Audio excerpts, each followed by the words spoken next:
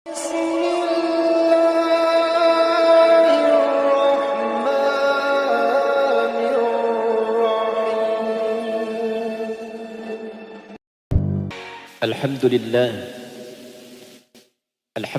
Rabbil Alamin Alladhi nasara dinahul Islam wa nasara ibadahul muslimin wa huwal azizul alim fanashhadu an la ilaha illallah wahdahu la sharika lah wa nashhadu anna sayyidana Muhammadan abduhu wa rasuluhu alladhi la nabiyya ba'dah Allahumma fassalli وسلم وكرم وبارك على هذا النبي الكريم الرسول الأمين نبينا وسيدنا محمد وعلى آله الطاهرين وصحبه أجمعين وذرياته وأمته إلى يوم الدين أما بعد فيا عباد الله أحباب الله وأحباب رسوله صلى الله عليه وسلم أوصي نفسي وإياكم بتقوى الله فقد فاز المتقون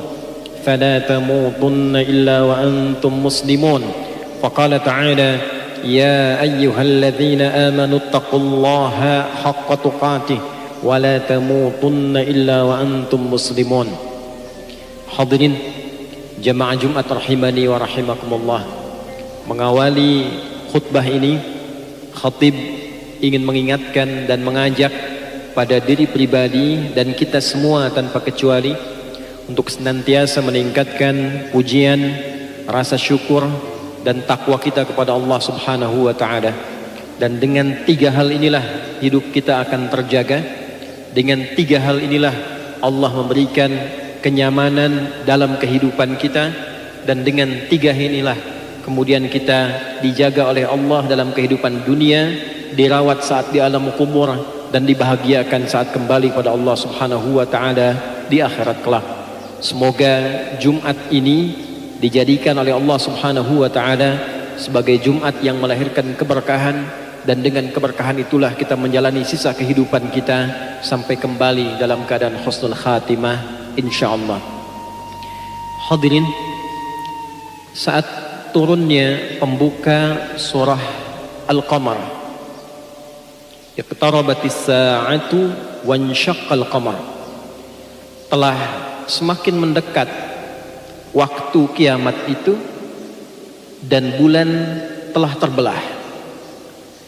Pembuka ayat ini memberikan sebuah tanda dan kesan bahwa diutusnya Nabi Muhammad sallallahu alaihi wasallam sebagai seorang rasul dan nabi terakhir bukan hanya menetapkan sebagai nabi terakhir, rasul terakhir, tapi juga memberikan petunjuk kepada kita bahwa beliau adalah rasul yang akan memandu kehidupan sampai zaman berakhir.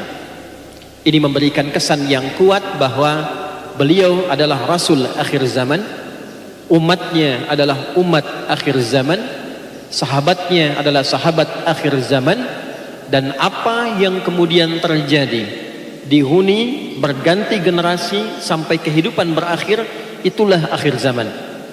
Jadi definisi akhir zaman bukan sekedar dibatasi dengan kiamat terjadi.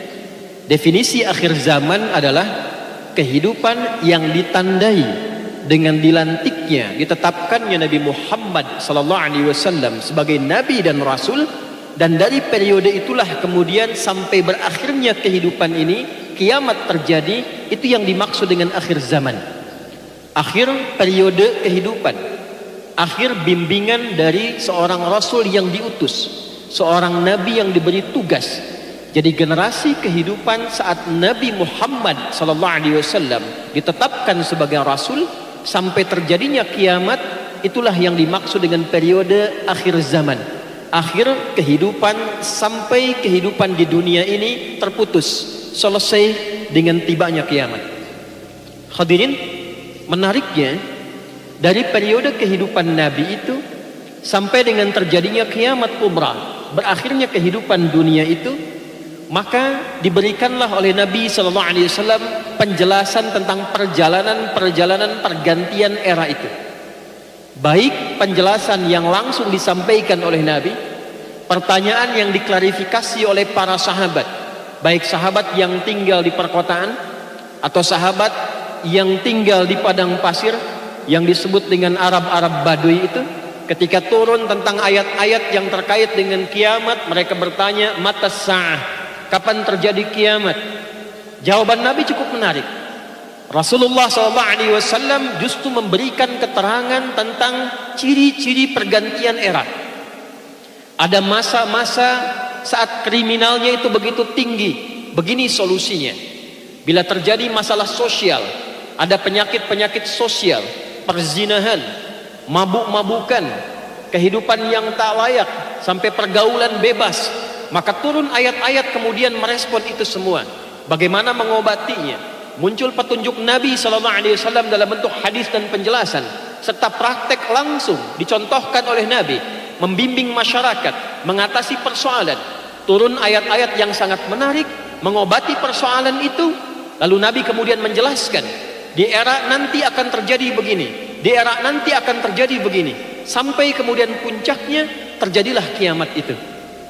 Dan di saat yang sama Nabi memberikan penjelasan, jika era ini tiba, solusinya seperti ini. Jika era ini datang, penyakitnya seperti ini, maka obatnya demikian.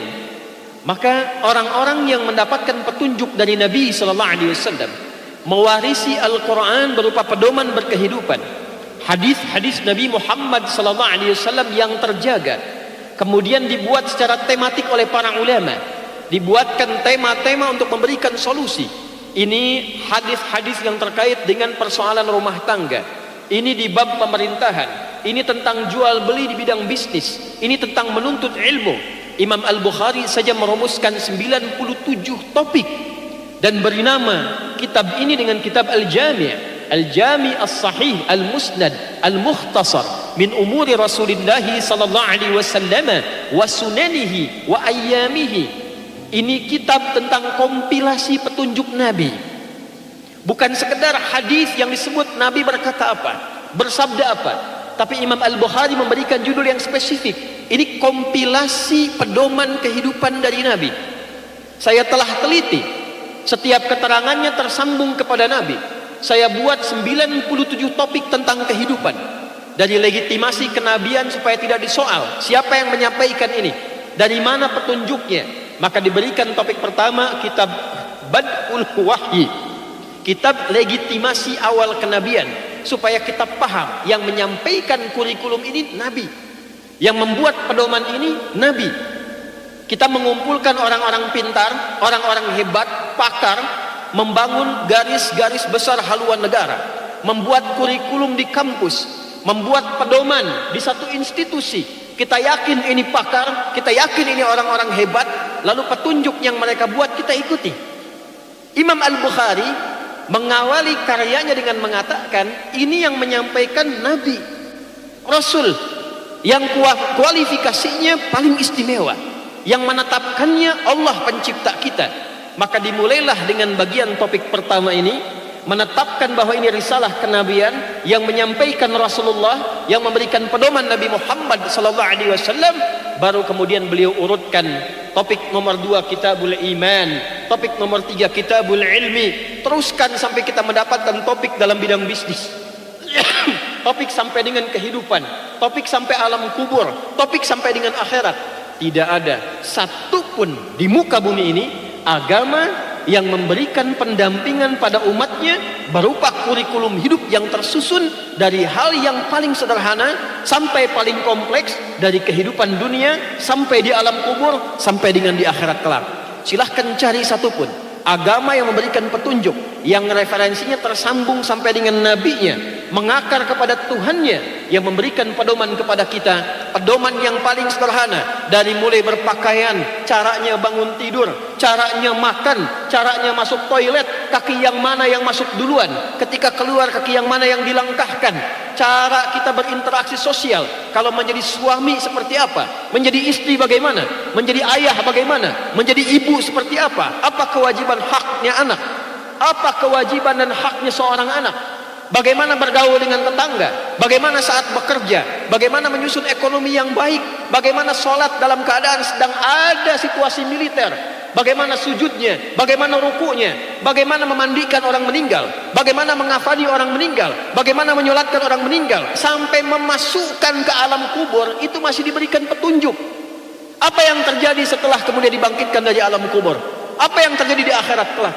Tidak ada satu kitab yang rinci, yang detail, yang tersusun rapi, yang memberikan pedoman kepada umatnya. Beginilah mengatasi persoalan kehidupan. Jika di zaman Anda terjadi peristiwa ini solusinya. Jika di zaman Anda terjadi masalah ini, inilah obatnya. Dan siapapun di generasi manapun yang mengikuti petunjuk kurikulum yang Nabi wariskan ini, berupa Al-Quranul Karim dan hadis-hadis Nabi sallallahu alaihi wasallam yang menjelaskan itu, tidak ada satupun umat di muka bumi ini, baik nabinya hidup, sahabat, nabinya meninggal, ada tabi'in, kemudian tabi'ut tabi'in, diwariskan setiap generasi mengikuti petunjuk itu, kecuali mereka semua terjamin dengan salamun alaihi yauma wulidan. Hidupnya tenang, sukses, bahagia, punya peradaban saat di dunia. Wa yauma yamutu, meninggalnya dikenang.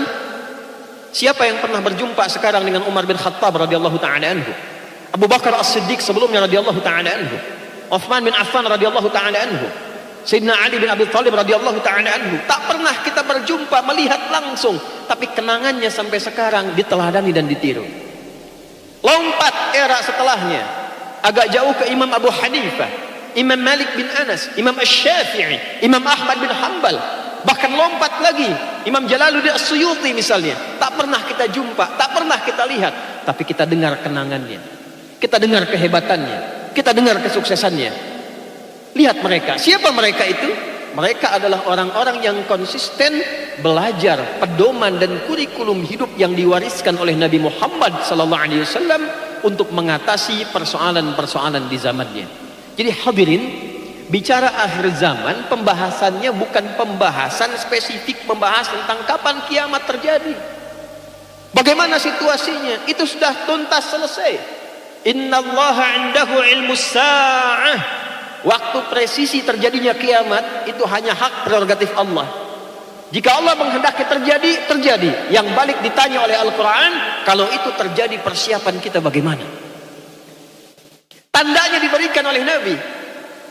Justru ketika orang banyak bertanya, yang dikembalikan pertanyaan itu oleh Nabi, persiapan apa yang telah engkau hadirkan setidaknya untuk mengatasi persoalan-persoalan di zaman tempat kita berada. Waktunya, ruangnya. Jadi berbicara tentang akhir zaman hadirin adalah membahas tentang kehidupan kita masa kini, melihat tentang keadaan di masa depan. Silahkan lihat keadaan kita sekarang, lalu keluarkan petunjuk-petunjuk Nabi yang pernah Nabi sampaikan. Contoh, satu hadis saja khatib mengutip dari dokumentasi Imam Muslim yang dituangkan dalam kitab sahihnya, murid Imam Al-Bukhari mendokumentasikan hadis Nabi nomor hadis 159, sanadnya tersambung pada sahabat mulia Abu Hurairah radhiyallahu taala anhu, dan mendapatkan keterangan langsung dari Nabi sallallahu alaihi wasallam. Qala, beliau bersabda, yushiku alla taquma as-sa'atu hatta yuqbadal ilmu wa tanshura al-fitanu wa yakthura al-kadhibu wa tataqarabul aswaqu wa yataqarabuz zamanu. Yushiku alla taquma as-sa'atu, hampir-hampir saat akan mendekat kepada kiamat itu akan terjadilah peristiwa-peristiwa berikut. Ada era yang saat di era ini, di masa ini, di zaman ini, sebelum terjadi kiamat nanti akan melewati era-era ini. Akan terjadi peristiwa di masa itu. Apa peristiwanya kata Nabi? 5 berurutan. 1, yuqbadal ilmu. Saat kepakaran itu mulai tercabut, ilmu itu mulai tidak mendapatkan perhatian, pakar-pakarnya mulai ditinggalkan. Dalam hadis lain, di hadis yang sama di hadis Muslim, ditafsirkan oleh Nabi sallallahu alaihi wasallam, innallaha la yaqbidul ilma intiza'an yantazi'uhu minal ibad walakin yantazi'uhu biqabdil ulama hatta idza lam yabqa 'alimun, riwayat lain yubqi 'aliman ittakhadha an-nasu ru'usan juhala fasu'ilu fa'aftahu fadallu wa adallu. Allah itu kalau ingin mengambil ilmu, kata Nabi, tidak akan diambil ilmunya sekaligus langsung. Ilmu fikih diambil sampai fikih tidak ada lagi, tidak. Ilmu tafsir diambil sampai tafsirnya hilang, tidak. Tapi biqabdil ulama, dengan mewafatkan pakar-pakarnya. Wafat itu diterjemahkan ada dua. Wafat sesuai dengan ajalnya, ahli tafsir meninggal, ahli hadis meninggal, ahli fikih meninggal.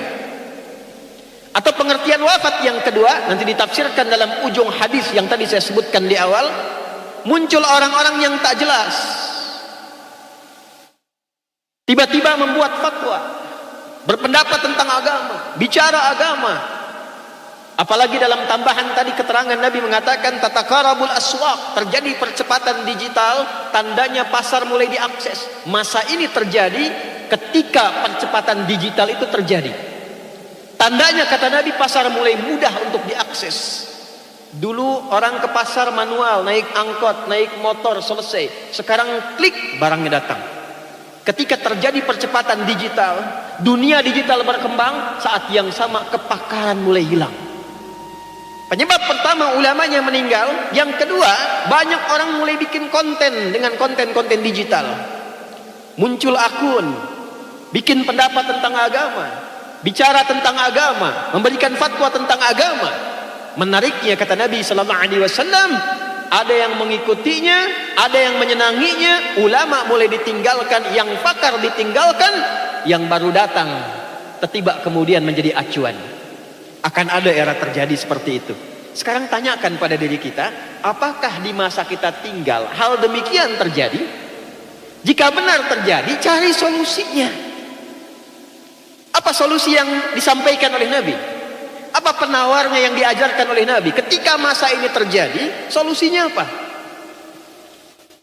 Sebelum sampai ke solusi, kata Nabi, yaqtural kadhibu, Anda akan dapatkan banyak manipulasi terjadi dalam kehidupan, sehingga sulit dibedakan ini yang benar yang mana, yang salah yang mana.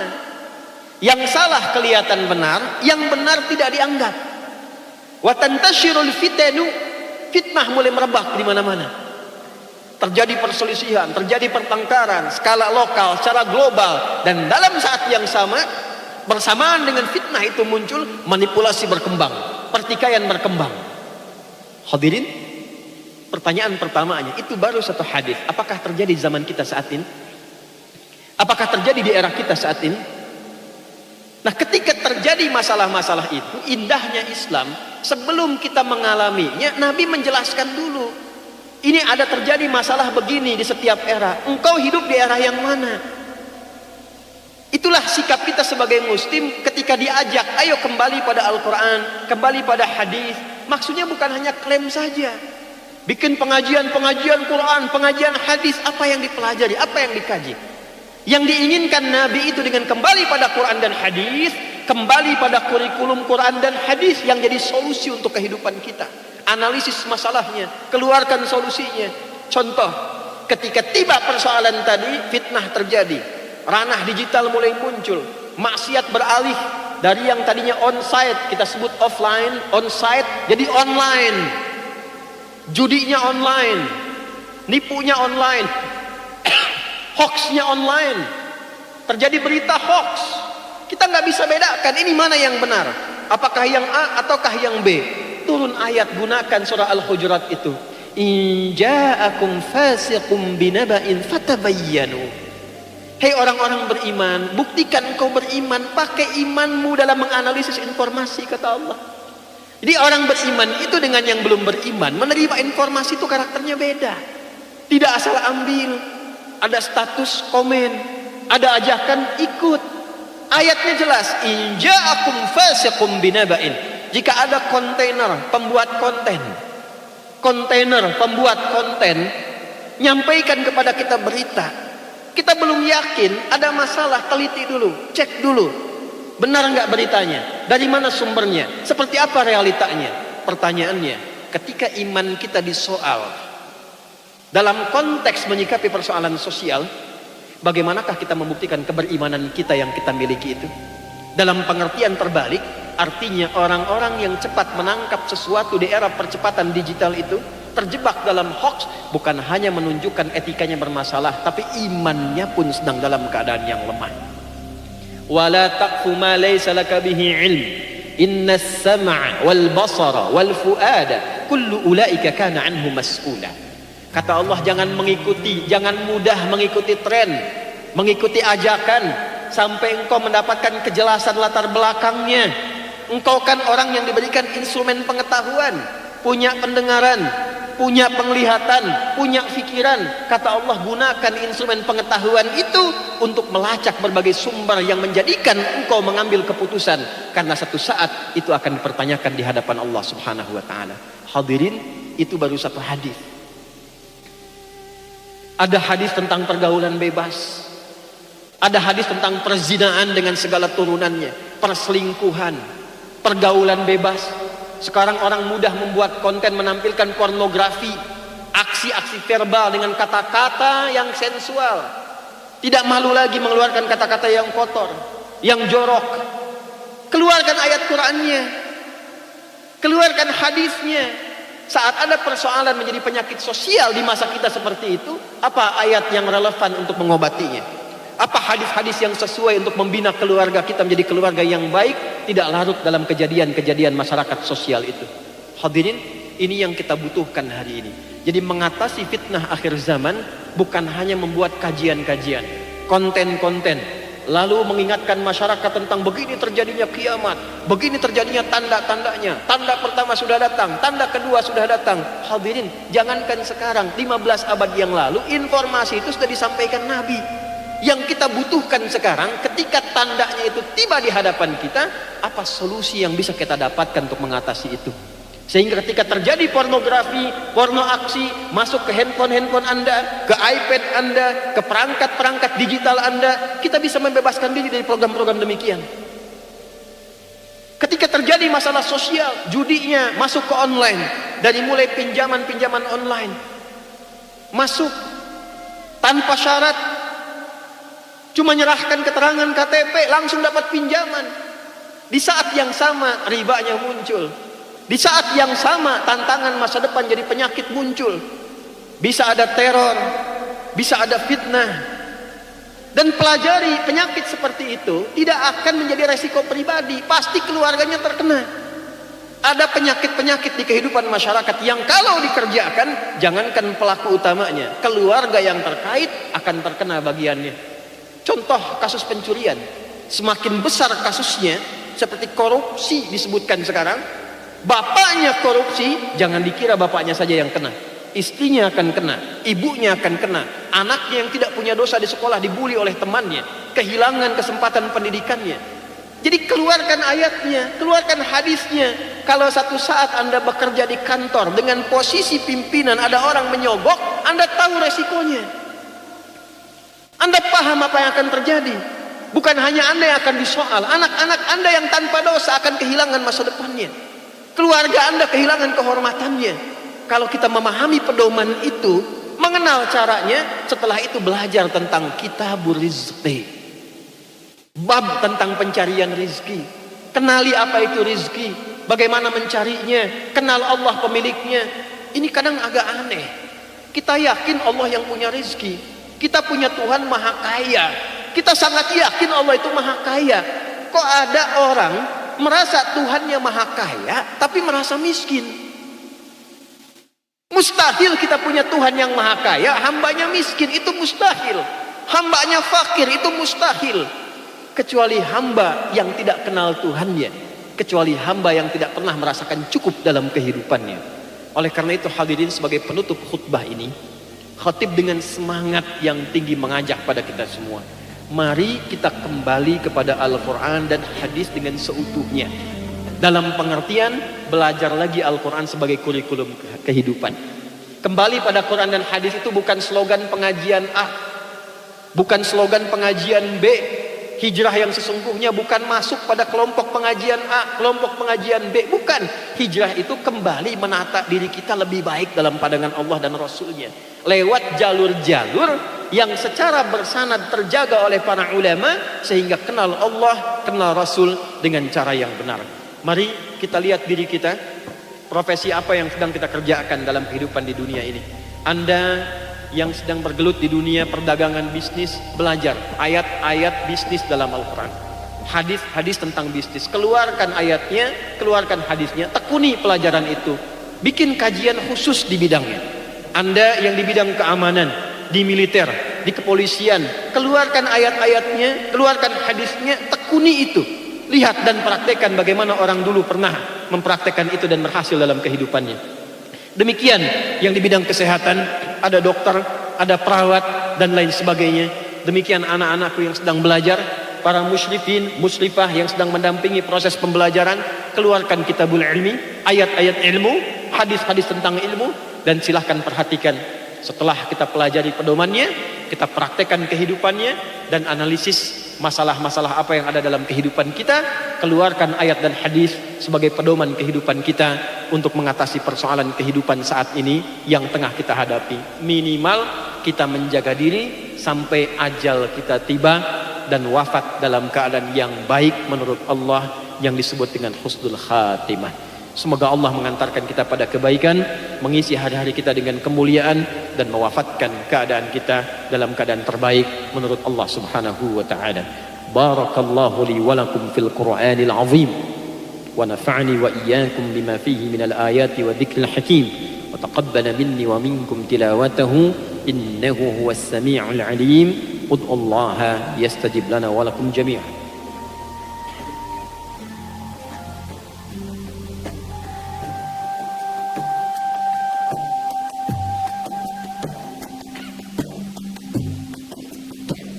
الحمد لله نحمده تعالى ربنا جل وعلا رب العالمين. اللهم نشهد أن لا إله إلا أنت، اللهم لا إله إلا أنت إن كنا من الظالمين، ونشهد أن محمدا عبدك ورسولك الأمين. اللهم صل وسلم وبارك على هذا النبي الكريم الرسول الأمين، نبينا وسيدنا محمد وعلى آله وصحبه وذرياته وأمته إلى يوم الدين. أما بعد، فيا عباد الله، أوصي نفسي وإياكم بتقوى الله فقد فاز المتقون، فلا تموتن إلا وأنتم مسلمون. فقال تعالى: يا أيها الذين آمنوا اتقوا الله حق تقاته ولا تموتن إلا وأنتم مسلمون. Hadirin, sebelum kita berdoa, kesimpulan khutbah ini secara ringkas sebagai berikut. Hendaklah kita menyadari, pertama, bahwa kehidupan yang telah Allah anugerahkan kepada kita bukan sekedar menjalani hidup dari bangun tidur sampai tidur, tapi kita memiliki misi kehidupan yang dipertanggungjawabkan setelah kematian itu tiba. Dua, tanggung jawab kehidupan itu adalah dua bagian, berupa ibadah kepada Allah dan menjadi khalifah dalam pengertian menghadirkan segala yang bermanfaat di muka bumi, sukses dalam mendapatinya, dan bahagia dalam menjalaninya. Yang ketiga, kita diberikan pilihan yang luas oleh Allah untuk menjalani kehidupan di muka bumi ini. Silahkan Anda memilih dengan kedudukan, dengan harta benda, dengan pengetahuan, pun dengan tenaga. Yang keempat, hadirin, dalam pilihan itu Nabi mengajarkan kepada kita, bijaklah kita belajar dari Al-Quran dan hadis untuk mengetahui kondisi sekitaran kita, masalah apa yang terjadi, tantangan apa yang dihadapi. Kemudian keluarkanlah petunjuk hidup yang telah Allah berikan di Al-Quran berupa ayat-ayat secara tematik. Lalu keluarkanlah hadis-hadis Nabi untuk mengetahui penjelasan dari Nabi dalam menjalankan petunjuk Al-Quran itu untuk mengatasi semua persoalan kehidupan kita. Dan yang terakhir, kita berdoa kepada Allah supaya kita konsisten menjalani pedoman itu sampai kita pulang, sampai kematian tiba. Dan itulah yang dimaksud dengan keadaan husnul khatimah. Dalam konteks berdoa itu, khatib ingin mengajak, mari kita khusyukkan diri kita, tenangkan jiwa kita, untuk mengakhiri khutbah kedua ini dengan berdoa kepada Allah Subhanahu wa taala. Mudah-mudahan dengan doa ini dimantapkan jiwa kita, pikiran kita dan fisik kita untuk mengisi sisa kehidupan kita menjadi lebih baik di hadapan Allah Subhanahu wa taala. Qala ta'ala inna Allah wa malaikatahu yusalluna 'alan nabi ya ayyuhalladzina amanu sallu 'alaihi wa sallimu taslima. Allahumma salli wa sallim wa barik wa karrim على نبينا الكريم رسولنا الأمين سيدنا محمد وعلى آله وصحبه أجمعين. اللهم نحمدك حمدا شاكرين حمدا ناعمين حمدا يوافي نعمه ويكافئ مزيده. يا ربنا لك الحمد ولك الشكر كما ينبغي لجلال وجهك الكريم ولعظيم سلطانك. اللهم اغفر للمسلمين والمسلمات والمؤمنين والمؤمنات الأحياء منا والأموات إنك سميع قريب مجيب دعوات ويا قاضي الحاجات. ربنا لا تدع لنا في مقامنا هذا ذنبا إلا غفرته ولا هما إلا فرجته ولا دينا إلا قضيته ولا مريضا إلا شفيته ولا حاجة من حوائج الدنيا والآخرة فيها لك رضا وفيها لنا الصلاح إلا قضيتها يا أرحم الراحمين. Ya Allah, jangan biarkan ada satu jamaah di Jumat ini yang datang membawa dosa kecuali Engkau telah ampuni dan gugurkan seluruh dosa-dosanya. Kalau ada yang sakit, mohon sembuhkan penyakitnya. Kalau ada yang memiliki kesulitan finansial, mohon limpahkan rizki kepadanya untuk mencukupkan kebutuhan ekonominya. Ya Allah, jika ada di antara kami yang mengalami kesulitan, dengan keikhlasan menunaikan Jumat, angkat dan hilangkan kesulitan hidupnya. Allahumma ya Allah, Allahumma ja'al biladana Indonesia baldatan thayyibatan wa anta tardaha wa saira biladil muslimin Masr al-azizah. Allahumma ya Allah, anugerahkan penjagaan kepada negara kami Indonesia ya Allah. Jadikan Indonesia negara yang makmur, negara yang Kau ridai, dan seluruh negara-negara yang terdapat umat-umat Islam di dalamnya khususnya ya Rabbal Alamin. Allahumma ya Arhamar Rahimin ihdi umara'ana ya Allah wa ru'asa'ana liyahtadu ilaika wa ila hadyi rasulika sallallahu alaihi wasallam liyukhaffifu hisabahum yawmal qiyamati ya Arhamar Rahimin. Ya Allah, anugerahkan hidayahmu, taufikmu kepada para pemimpin di negeri ini ya Allah, di semua level kepemimpinan. Berikan hidayah kepada mereka agar bersikap adil dalam keputusan mereka ya Allah, mensejahterakan masyarakat untuk meringankan hisab mereka di akhirat kelak ya Arhamar Rahimin. Allahumma ja'al ulama'ana mukhlisina lakad-din wahfad ulama'ana ya Arhamar Rahimin. Ya Allah, mohon jaga para ulama kami, tuluskan niatnya ya Allah, benarkan fikirannya ya Allah, berikan kemampuan untuk mencerahkan dan menyatukan masyarakat, jauhkan mereka dari perpecahan ya Arhamar Rahimin.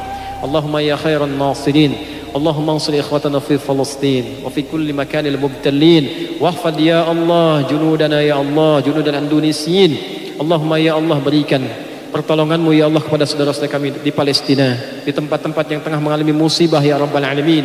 Dan jaga ya Allah, mohon jaga ya Allah para prajurit kami yang tengah bertugas baik di dalam negeri ataupun di luar negeri, dan terima yang wafat dalam keadaan syuhada, terima yang wafat dalam keadaan syuhada. Ya Allah, anugerahkan kekuatan, penjagaan, kesehatan paripurna ya Allah, dan kekuatan untuk bertakwa kepadamu, kepada prajurit-prajurit di TNI, prajurit-prajurit anggota di kepolisian, agar kompak menjaga negeri ini ya Allah. Jauhkan dari perpecahan, satukan dalam kebaikan, dan tanamkan kecintaan untuk menjaga negara kesatuan Republik Indonesia. Ya Allah, mohon jaga masyarakat Indonesia ya Allah, jauhkan dari perpecahan, dekatkan pada kebaikan, dan jadikan negeri ini negeri yang makmur yang Engkau ridai. Allahumma hfadz ya Allah جميع أهل معهد ميرا، بارك هذا المعهد يا أرحم الراحمين كما تحب وترضى، وبارك مؤسسيه وبارك على عاملين فيه يا أرحم الراحمين. ربنا آتنا في الدنيا حسنة وفي الآخرة حسنة وقنا عذاب النار. وصلى الله على سيدنا محمد وعلى آله وصحبه أجمعين، وآخر دعوانا أن الحمد لله رب العالمين. عباد الله، إن الله يأمر بالعدل والإحسان وإيتاء ذي القربى وينهى عن الفحشاء والمنكر والبغي يعظكم لعلكم تذكرون ولذكر الله أكبر والله يعلم ما تصنعون. أقيموا الصلاة يرحمكم الله.